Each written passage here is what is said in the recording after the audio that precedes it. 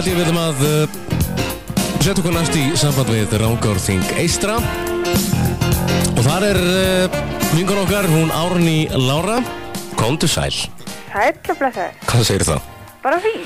Glæsilegt. Ég verð að byrja hérna á því ég var að lesa hérna frétt í morgun verslunarmál á Hvolsvelli. Já, gat skeið að það yrði nú stærsta málið, sko. Já, mér finnst þetta svolítið merkilegt.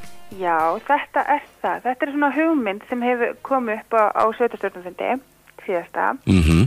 Þá lögðu fulltrúar Sjálfstæðisflokksins fram þessa hugmynd hvort að grundvelli væri fyrir því að heimamenn myndi reka sjálfur verslun. Já. Það yrði stofna almenningshlutafélag. Og stofna þá bara, heimamenn myndi þá stofna lágvöruverslun? Já, hlutafélag rekstur lágvöruverslun. Já. Og hvernig leggst þetta í mannskapinn? Fólk bara kannski að melta þetta svolítið, þetta er nýkomið fram þessi hugmynd og þetta er kannski svolítið að vekja athygli núna, þannig að við ætlum að vonandi að halda íbúafund fljótlega þar sem þetta verður tekið fyrir og þá er möguleik, eða þá sjáum við hvar máli stendur og hvort að fólk er áhugasamt eða hvort það sé alls ekki grundvöldu fyrir þessu. Eins og staðan í dag, þá er bara Kjarval hérna á staðnum og búið, eða ekki? Það er bara Kjarval hjá okkur, eins og á fleiri stöðum hérna, það er til dæmis líka bara Kjarval á Hellu og í Vík, þannig kringum okkur er reyni bara Kjarval. Ég ætla ekki að segja neitt slemt kaup á sig að Kjarval eða neitt þannig, en við viljum náttúrulega gjarnan fá verslun það sem er lægra vöruverð. Þetta er náttúrulega frekar hátt fyrir þetta stórt svæði, sko. Já, ef við bara tölum bara hreint og beint út og þá segir hérna í fréttum að fólk sé ekki sátt með verðlagið í þessari verslun. Nei, því miður hefur það ekki verið þetta er svona í dýrari kantinum þessi Kjarvalsverslanir eru það og okkur finnst þetta svolítið skrítið þar sem að það er mjög mikil verslun hérna sérstaklega yfir sumartíman að lágvöruverslanir sjá ekki hagsinni að koma með bútinga til okkar. Já, og þetta á væntanlega eftir að vera efst á blaði hjá ykkur næstu dag og vikur.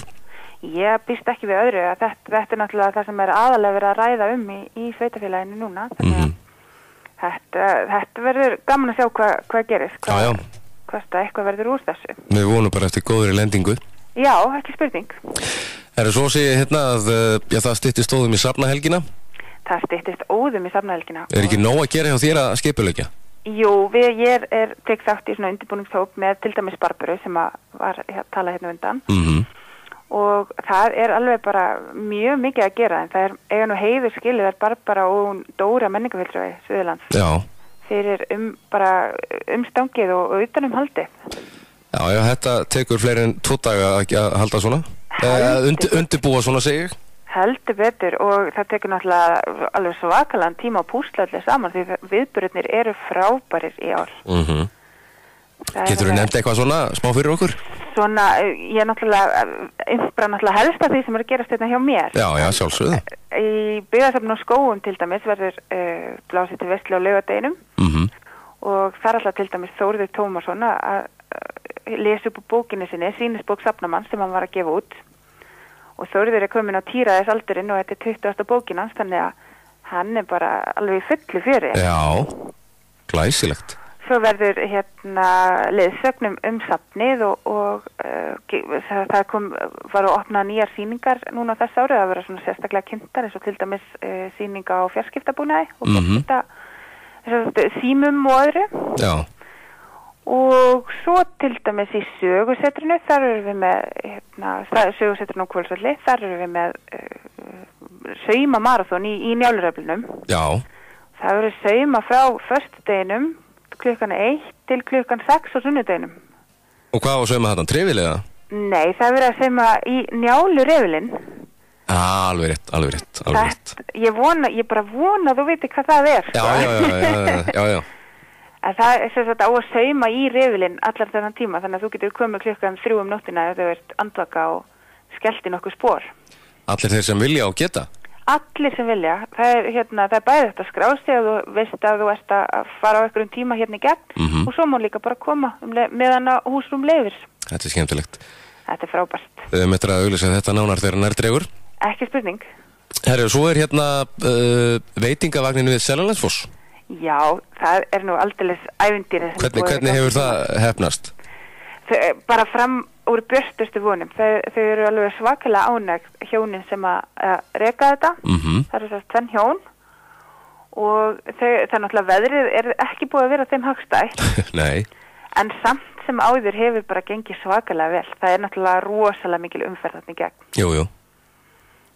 Þau selja alveg allt frá bara kleinum, heimabökum, kleinum og flatkökum og upp í prjónaðar lopapeysur sem nýraðar konur og allir heimilinu hafa verið að prjóna, þannig að það allt í boði. Já, það hérna eins og Davíð Samúelsson hjá Markastofu Suðurland sagði hérna í viðtali hjá mér í fyrradag að Suðurlandi náttúrulega opið allan ársins hring fyrir útlendinga. Það alltaf traffík.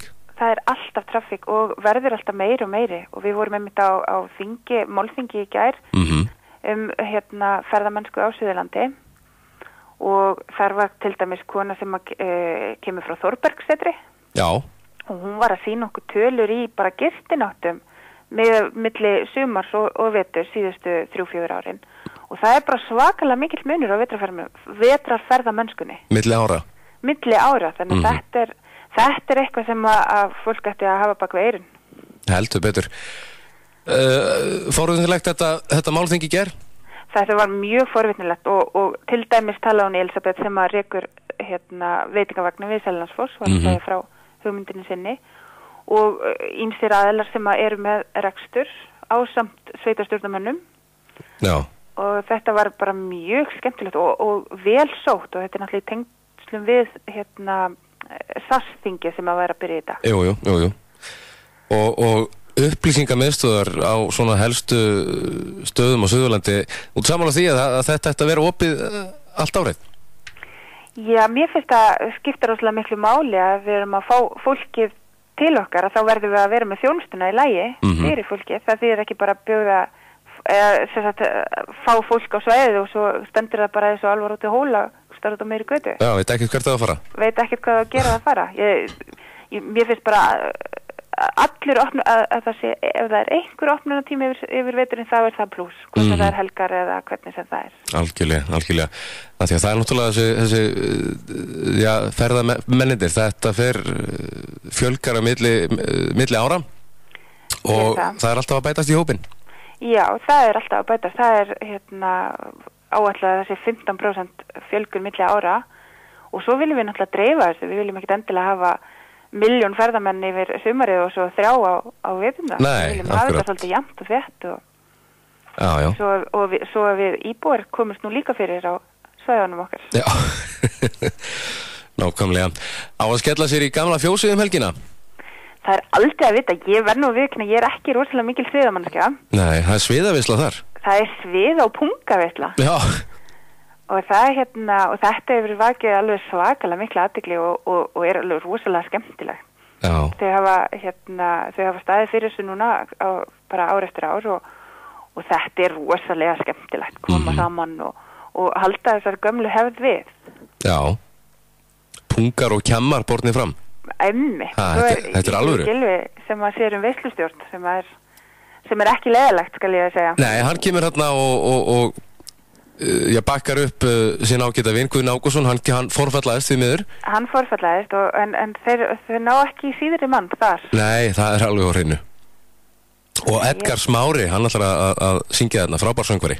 Hann frábær söngvari og heldur uppi góðri stemningu og þau gamla, þessi staður alveg svakalega skemmtilegur. Þannig ég mæli bara endilega með að skella sér undir fjöllin. Klárlega. Eitthvað annað svona sem framöndan? Við erum náttúrulega bara að búa okkur svona undir veturinn. Það var hvítjörð hérna í morgun Já, líka hjá okkur en það var ekki hjá Barbaru. Nei, ég heyrði það. Mér finnst þetta undarlegt. Ég held að Barbara sé ykkur sérstökur samning þannig. Það lítur að vera. Ég vil nú reynda að taka undir það sem Barbara sagði með hversu frábært framtak það hjá okkur að vera með raddir unga fólksins. Já, takk fyrir það. Það alveg svakalega mikil spenningur hérna, við erum í næstu viku og krakkarnir eru alveg rosalega spenntir fyrir þessu verkefni. Þá veit ég það, bara komið svolítið á stórt gat þegar hún spurði, hvað er næst? Já, það er þess að kristurinn á kvöldfulli. Já. Þannig að, hérna, já, og þetta alveg, okkur finnst þetta alveg frábært verkefni. Algjörlega, eins og ég sagði við Barbaru að þetta eru raddir unga fólksins og leyfa þeim að tala sínu máli. Ekki spurning. Þetta er það sem á að leggja áherslu á. Klárlega. Eitthvað svona á lokum? Já, bara hérna, við erum velkomin til okkar á safnahelgina næstu helgi, ekki næstu helgi þar næstu og endilega skellið ykkur í Sviðaveisluna. Þetta er eitthvað sem er ógleymanlegt. Gamla fjósið, það er núna á laugardaginn? Laugardaginn. Jú, svo má bæta því við að við erum með kyrrðardag hérna í kirkjunni hjá okkur á laugardaginn, þannig að það er hægt að vera ná svona andlegri kyrrð áður maður skellir sér í Sviðaveisluna. Já. Lýst vel á þetta. Árný Lára, takk hérlega fyrir spjallið. Takk. Og ég segi bara sama og ég segi við Barbaru, tíminn líður svo hratt, það er að koma helgi, góða helgi. Sömuleiðis. Takk fyrir þetta. Já, bless.